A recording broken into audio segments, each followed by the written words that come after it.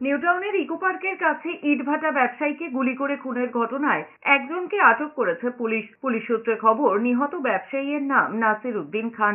Police সূত্রে খবর, নাসির উদ্দিন খান শনিবার রাত 10টা নাগাদ ইকো পার্কের সামনের রাস্তা দিয়ে যাচ্ছিলেন। সেই সময় তার ওপর হামলা হয়। দুই দুষ্কৃতী উল্টো দিক থেকে বাইকে করে এসে নাসিম উদ্দিনের ওপর পয়েন্ট ব্ল্যাঙ্ক রেঞ্জ থেকে একাধিকবার গুলি চালায়। এরপরই সেখান থেকে চম্পট দেয় দুই দুষ্কৃতী। ঘটনাস্থলেই রক্তাক্ত অবস্থায় লুটিয়ে পড়েন ওই যুবক। গুলির শব্দ শুনে স্থানীয়রাই ছুটে এসে তাকে উদ্ধার করে হাসপাতালে ভর্তি করানোর ব্যবস্থা করেন।